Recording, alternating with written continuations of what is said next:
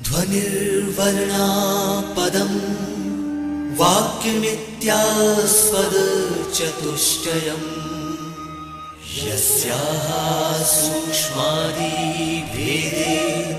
वाग्देवीं तामुपास्महे।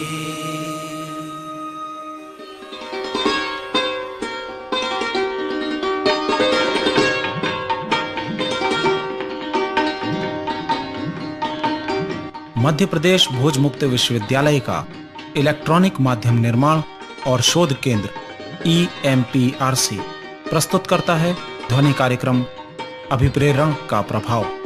इस विषय पर व्याख्यान देंगे डॉक्टर सुरेंद्र बिहारी गोस्वामी। कार्यक्रम का ध्वन्यांकन, संपादन और निर्देशन किया है अमर बहादुर यादव ने। तो आइए सुनते हैं ध्वनि कार्यक्रम अभिप्रेरण का प्रभाव।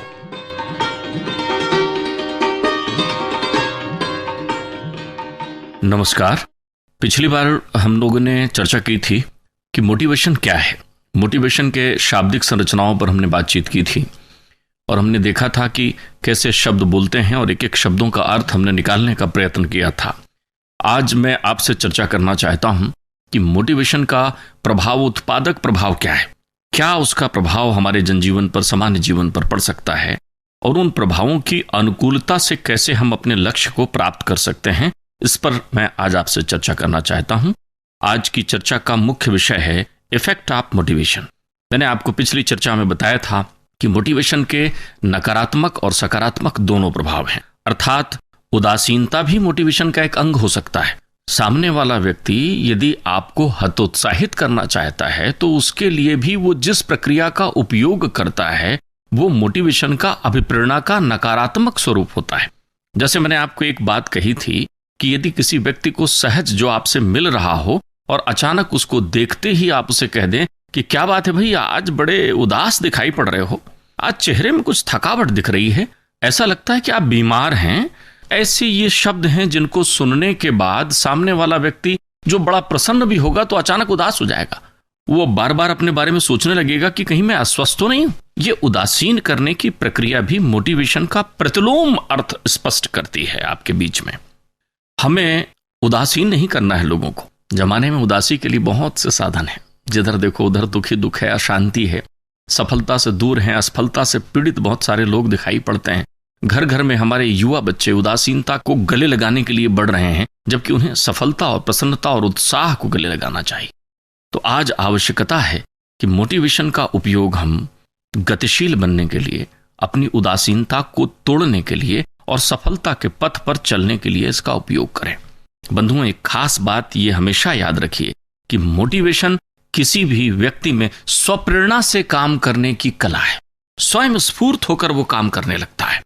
तो यदि आप चाहते हैं कि कार्यालयीन व्यवस्थाओं में आपके अधीन काम करने वाले लोग बाग स्वयं काम करने लग जाएं, यदि आप चाहते हैं कि आपका बालक, आपका लल्ला जो घर में चुपचाप बैठा हुआ रहता है, टीवी के सामने बैठा रहता है और आपकी बातें नहीं सुनता या पढ़ाई के प्रति स्वयं स्फूर्त भावना उसके अंतर्चित्त में उत्पन्न नहीं होती, तो ये तब संभव है जब आप प्रबंधकीय अभिप्रेरणा के इन तत्वों को, जो अप्रत्यक्ष अभिप्रेरणा के अंग हैं, को अपनाने का प्रयत्न करें। मैं इसके प्रभाव को बताने के लिए बहुत अच्छा होगा कि अपने शोध के अंतर्गत जो मैंने 2-3 व्यवहारिक उदाहरण देखे हैं उनके बारे में आपसे चर्चा करूं। मैं यहां पर वही उदाहरण आपको बता रहा हूं जो मैंने अपने शोध में उपयोग किया और उसके परिणाम मैंने देखे। मैं आपको सबसे पहले ले चलता हूं बैंक के परिक्षेत्र में। मैंने बैंकिंग क्षेत्र में कुछ शोध किए और उन शोध के अंतर्गत में ये जानने का मैंने प्रयत्न किया कि वर्षों पहले बैंकिंग व्यवस्था का राष्ट्रीयकरण किया गया। राष्ट्रीयकरण किया गया, उसके अनेक कारण थे। बैंक को निजी क्षेत्र के स्वरूप से हटा करके राष्ट्रीयकृत बैंकों का स्वरूप देने की पृष्ठभूमि में कई कारण थे। उसमें एक कारण यह भी था कि साहूकार के शोषण से आम जनता को मुक्त करना। यह मानना था कि साहूकार बहुत ब्याज लेता है। उससे उबरने में मनुष्य के बारे में यह कहावत प्रचलित हो गई थी कि साहूकारी व्यवस्था में मनुष्य कर्ज में जन्म लेता है, कर्ज में पलता है, कर्ज में बढ़ता है और कर्ज में ही समाप्त हो जाता है। और वो कर्ज छोड़ जाता है विरासत के रूप में आने वाली पीढ़ी को। वो अपने पिता का कर्ज पटाते रहता है, एक छोटी राशि जो कर्ज के रूप में पीढ़ियों चलती थी। इसे ध्यान में रखकर साहूकारी प्रथा के समापन के लिए भी बैंक के राष्ट्रीयकरण का स्वरूप सामने रखा गया। मैं एक बैंक में पहुंचा ये जानने के लिए कि इन व्यवस्थाओं के वर्षों बाद भी आज बैंक साहूकारी प्रथा के मुकाबले विकास क्यों नहीं कर पा रहे। आज बैंक में विकास है, बैंक में लोगों का जुड़ाव है, लेकिन आज भी साहूकारी प्रथा, जिसे हम बहुत चलित शब्दों में कहें कि हर जगह जहां ऋण की सुविधाएं उपलब्ध हैं, निजी क्षेत्र सक्रिय हो गए हैं, अपना स्वरूप बदलकर वो सामने आ गए हैं और सहज भाव से अपने व्यापार का विकास कर रहे हैं, उनके विकास का प्रतिशत राष्ट्रीयकृत बैंकों के विकास के प्रतिशत को चुनौती देता हुआ दिखाई पड़ता है। तो मैं एक बैंक में पहुंचा, सुबह सुबह बैंक के बिल्कुल खुलने के समय ही करीब में पहुंचा।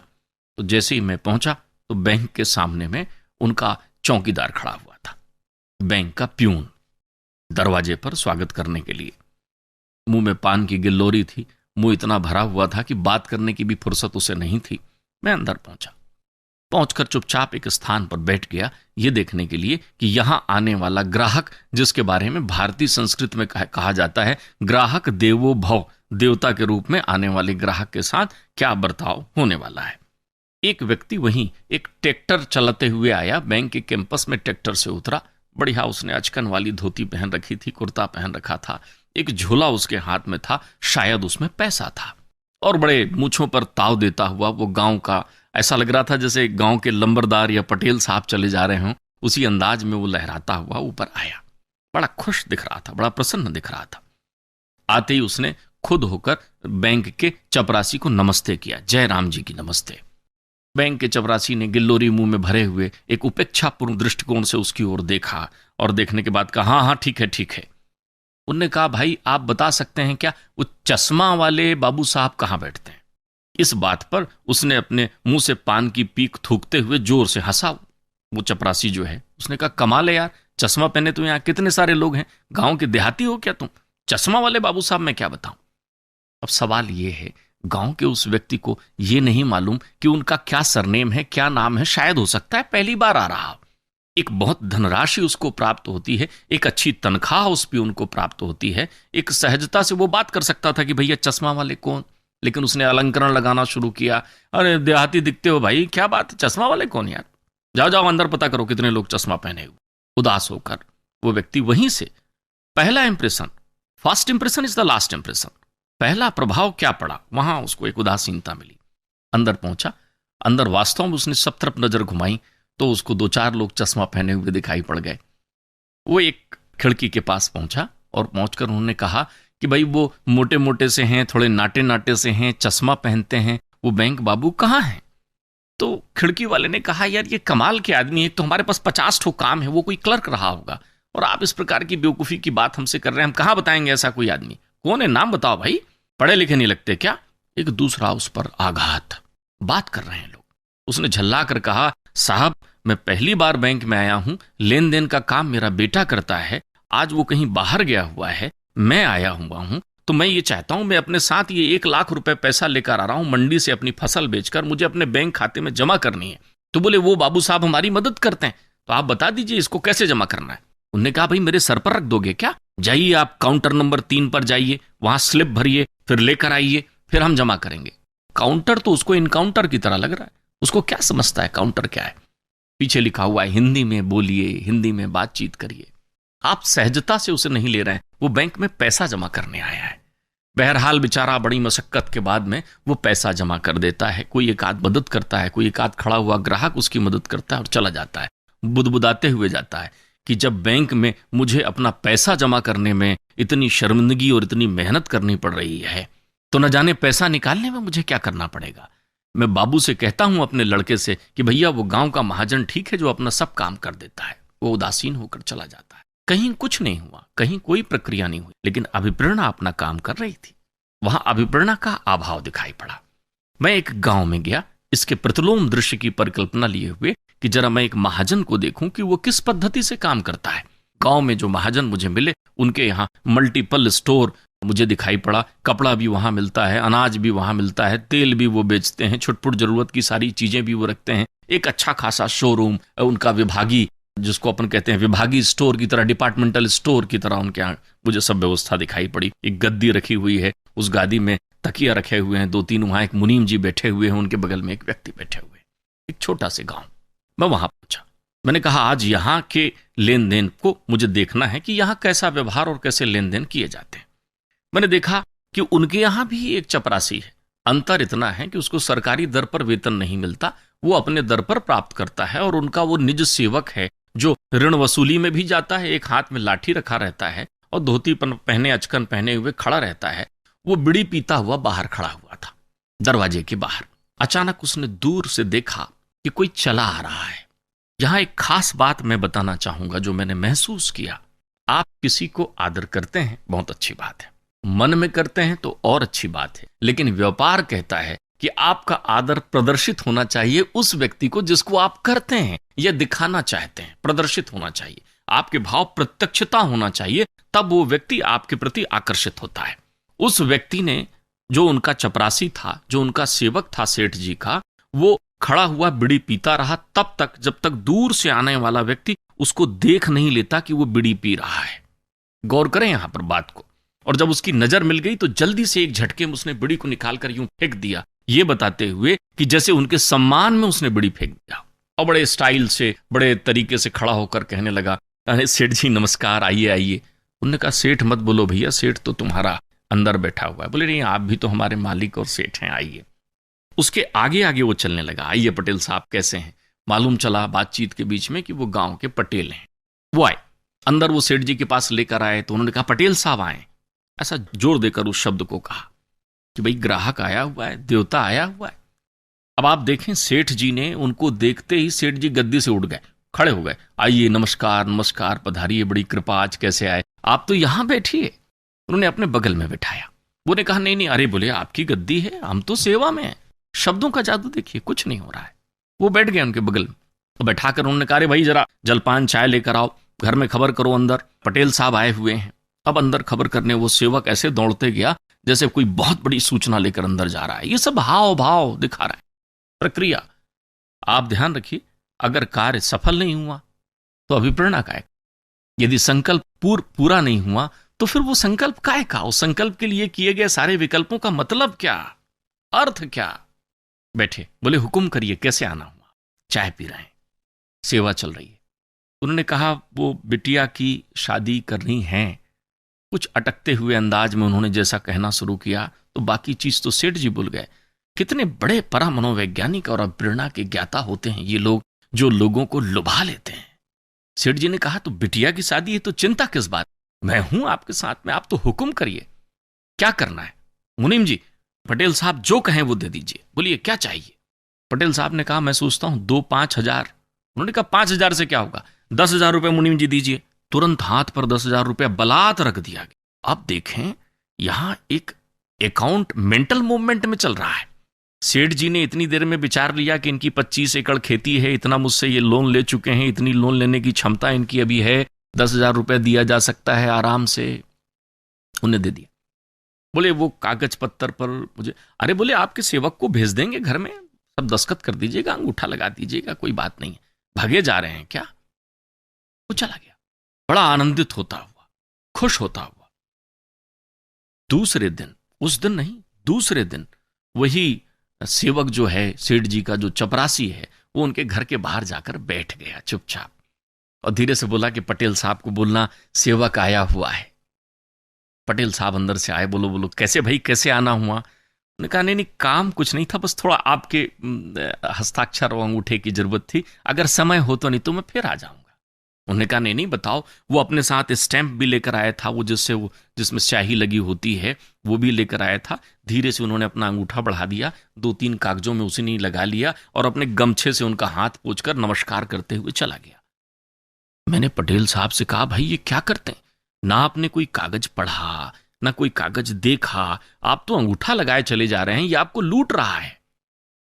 बोले मैं जानता हूं ये लूट रहा है, लेकिन ऐसी लूट मुझे बहुत अच्छी लगती है जिसमें मेरा सम्मान सुरक्षित है। मुझे जब धन चाहिए तब वो दे देता है, इसकी परवाह नहीं कि मूलधन में लौटा रहा हूं कि नहीं लौटा रहा हूं। घर पहुंच सेवा में वो मेरे पास उपस्थित रहता है। बोले मान में तो दुनिया मिट जाती है। बोले मैं पटाऊंगा जिंदगी भर ऐसे मान के लिए, सब चीजें कर्ज पटाऊंगा, मैं नहीं पटा पाया तो लड़का पटाएगा। आप देखें दोनों प्रक्रिया, मैंने उस बैंक की प्रक्रिया भी देखी और यहाँ की प्रक्रिया भी देखी। अब आप कहेंगे साहब मोटिवेशन से क्या लूट हो सकती है? सवाल लूट का नहीं है, सवाल उस चीज को करने के ढंग का है। यह अलग बात है कि उस साहूकार के पास उतनी भीड़ रोज नहीं है जितनी भीड़ बैंक में है। बैंक का अपना एक सिस्टम है, बैंक उस सिस्टम पर काम करेगी, एक पद्धति है, बिल्कुल ठीक बात है। लेकिन केवल अंतर इतना है कि आपका व्यवहार, आपका बोलचाल, आपकी भाषा, आपकी शैली, आपके चेहरे पर उत्पन्न होने वाले भाव क्या संबंधित के वातावरण के और अपने कार्य के अनुरूप हैं? क्या आपके अंतर चित्त में यह भावना है कि संबंधित को हमें प्रभावित करना है, संबंधित को हमें प्रेरित करना है? ऐसा आप नहीं करते, और आप ऐसा नहीं करते तो आपको सफलता नहीं मिलती। मैंने अपने शोध में ऐसा भी देखा कि एक कार्यालय में काम करने के लिए उस कार्यालय प्रमुख के रूप में एक व्यक्ति जब पहुंचा, उसका प्रमुख बनकर, हेड ऑफ द डिपार्टमेंट बनकर पहुंचा, तो उस विभाग में अलग अलग प्रकार के लोग थे, लेकिन उस विभाग में एक कार्यरत कर्मचारी जो क्लर्क था, वो अपने लड़ने झगड़ने और अपने अभद्र व्यवहार के लिए विख्यात था। अनेक प्रकार के अधिकारी आकर चले गए थे, अनेक बार उसको निलंबित कर दिया गया था, लेकिन फिर भी वो कोई कार्य सहजता से करता ही नहीं था और अनावश्यक रूप से अड़चने कार्यालय प्रमुख के सामने उत्पन्न करता था। मुझे यह विदित था, वो मेरे मित्र थे, तो जब उन्होंने उस कार्यालय में कार्यालय प्रमुख के रूप में अपनी उपस्थिति दर्ज की तो मैं उनसे मिलने गया, बधाई देने गया। मैंने कहा भाई बधाई, आप यहाँ आ गए हैं, बहुत अच्छा है, अब ये विभाग बहुत अच्छा प्रगति करेगा। लेकिन बोले भाई बात ये है कि यहाँ एक बड़ा कोई ऐसा आदमी है, फलाना, उन्होंने नाम लिया, सच एग्जाम्पल, उदाहरण के लिए उन्होंने कहा एक कोई शर्मा जी हैं भाई, वो शर्मा जी बड़ा अभद्र व्यवहार करते हैं, काम नहीं करते, शराब पीकर आ जाते हैं, सिगरेट पीते रहते हैं, टेबल पर पैर रखकर बैठे रहते हैं, आसपास के लोगों में पंचायत बिठाकर 4 गालियां देते हैं, लोगों की आलोचना करते हैं, इसके अलावा कोई काम नहीं करते। मैंने कहा आप हमारे मोटिवेशन के सिद्धांतों का पालन करिए, आजमा कर देखिए, शायद बात बने। बोले कैसे? मैंने कहा भाई ऐसा है, काने को काना कहे और जाए वह तो रूठ, और जो जग बिद से पूछ लीजिए कैसे गई थी फूट। अगर दुर्भाग्यवश किसी व्यक्ति की एक आंख ना हो और अगर आपको पूछना हो कि उसकी एक आंख कैसे फूट गई और आप सीधे उसको कहें कि एक काने ये बता तेरी एक आंख कैसे फूट गई थी, तो ये आपका संबोधन उचित नहीं होगा। आपको कहना होगा कि आपका व्यक्तित्व कितना अच्छा है, कितना अच्छा आपका स्वरूप है, काश एक आंख आपकी और होती। श्रीमान जी ये एक आंख कैसे फूट गई थी? वो बता देगा कि कैसे फूट गई थी। तो मैंने कहा यहां आप मोटिवेशन के सिद्धांत का उपयोग करिए। बोले कैसे? मैंने कहा मैं इसमें आपको सहयोग देता हूं। मैंने कहा उसकी टेबल के पास ही हम आप मिलते हैं, जब आप मुझे विदाई करने लगें आपकी पीठ उसकी ओर रहे और मैं आपसे बात करूंगा, आप ये एहसास संबंधित को ना होने दें कि आप ये जान रहे हैं कि वो आपकी बात सुन रहा है। हम लोग चर्चा करते करते उसी की टेबल के पास पहुंचे जहां वो पैर में पैर रखकर टेबल के ऊपर बैठा हुआ था और मुंह में सिगरेट पी रहा था और बड़े ही अभद्रता से हाव भाव प्रदर्शित करते हुए बिल्कुल बैठा था कि कोई आ जाए मुझे क्या फर्क पड़ता है। ये विभाग प्रमुख महोदय उसके पास पहुंचे और उन्होंने पीठ उसकी ओर करके मुझसे चर्चा करना शुरू किया। मैंने उनसे कहा बहुत अच्छी बात है आप यहाँ आ गए हैं, अब आप यहाँ आनंद से अपना काम करेंगे, मेरी बधाई है। उन्होंने कहा नहीं धन्यवाद, आप मुझे बधाई दे रहे हैं।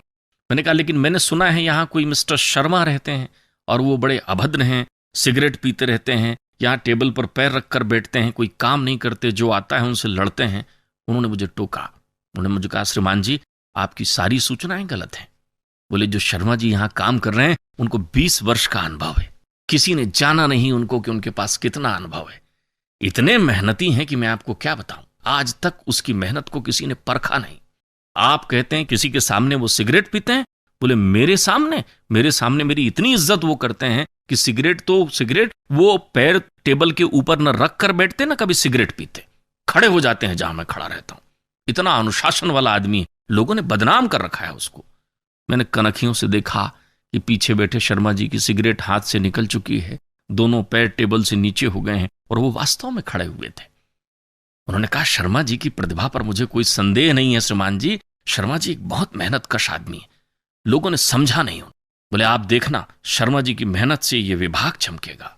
मैं चला गया, वो पीछे की ओर मुड़े तो शर्मा जी उनको अभिवादन कर रहे थे, नमस्कार सर। अरे शर्मा जी अच्छा कैसे हैं। बाद में मैं उनसे मिलने 15 दिन बाद गया तो मैंने देखा कि शर्मा जी बहुत मेहनत से काम करते हुए वहां दिखाई पड़े। मैंने उनसे पूछा कैसा चल रहा है, बोले बहुत बढ़िया, बोले वो मेरी इतनी ऋण वसूली का काम कर रहे हैं, इतना अच्छा काम कर रहे हैं। केवल उनको आवश्यकता थी एक मान, एक सम्मान, एक कहने के तरीके की। अगर सामने वाला अभद्र है और आप भी अभद्र हो गए तो आपकी प्रक्रियाएं खत्म हो। एक बहुत छोटा सिद्धांत आपको बता दूं, किसी क्रिया की यदि प्रतिक्रिया ना हो तो क्रिया संबंधित कोई लग जाती है।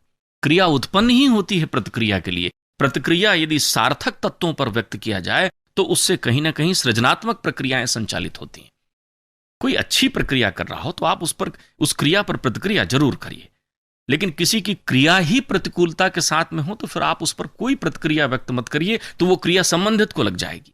जैसे एक व्यक्ति आपको अपशब्द कहता है, तो जैसे ही वो आपको अपशब्द कहता है तो आपके एकदम हाव भाव में क्रोध तैरने लगता है। आपको लगता है कि आप उसको भी अपशब्द कहें।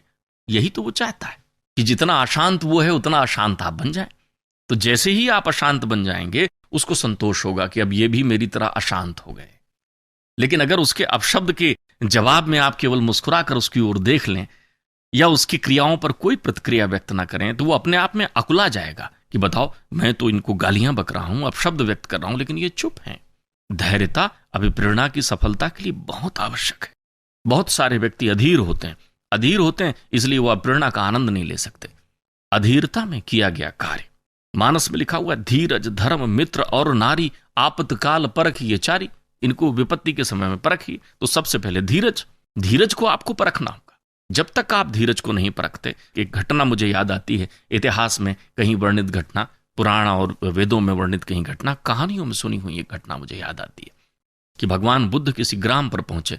उस ग्राम में उनका एक आलोचक रहता था जो बुद्ध के दर्शन से सहमत नहीं था। बुद्ध जैसे ही पहुंचे तो सारे लोग उनसे मिलने के लिए आए, वो आलोचक भी उनसे मिलने के लिए आया। बुद्ध बैठे हुए थे, उस आलोचक ने आते साथ बुद्ध के मुख पर थूक दिया। तो बुद्ध के जो सेवाधारी लोग थे वो आक्रोशित होकर उठ खड़े हुए। बुद्ध ने उनको इशारा किया, शांत। कुछ नहीं कहा उन्होंने, प्रेम पूर्वक उसको निहारते रहे। वो चला गया।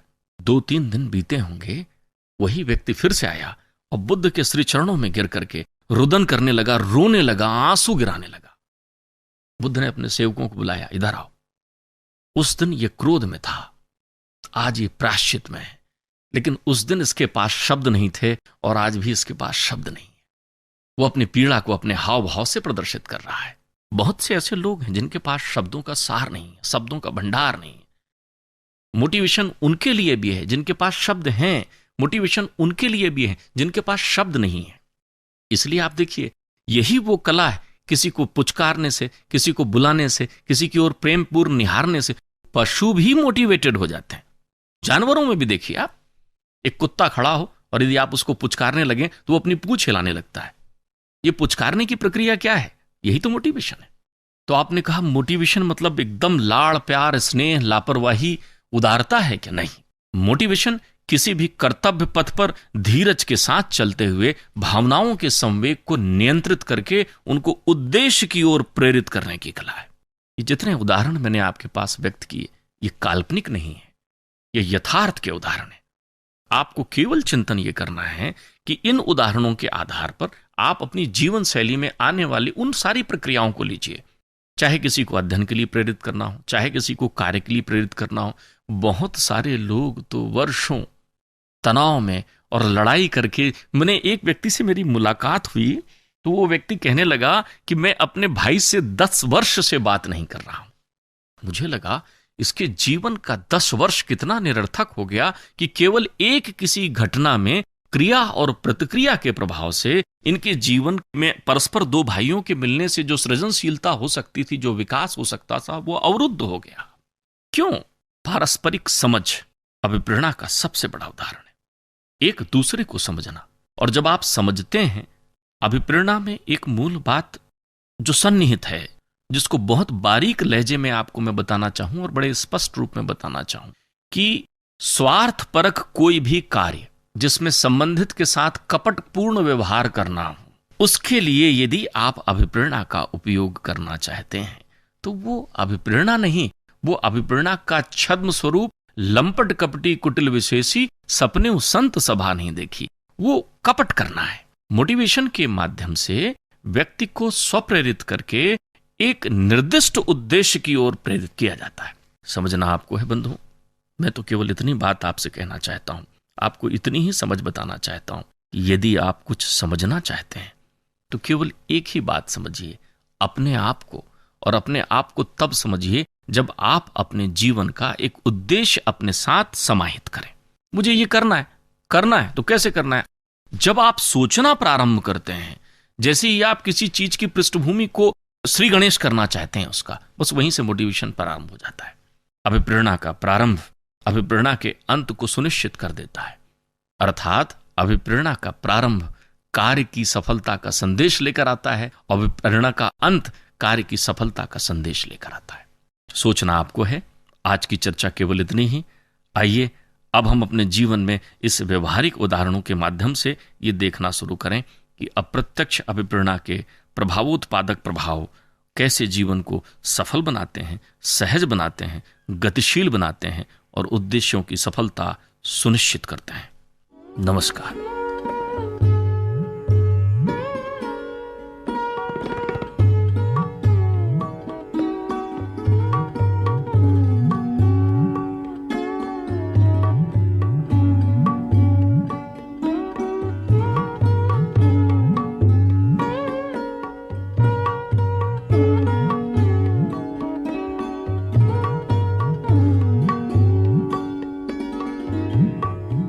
अभी आप सुन रहे थे ध्वनि कार्यक्रम अभिप्रेरण का प्रभाव। व्याख्यान दे रहे थे डॉक्टर सुरेंद्र बिहारी गोस्वामी।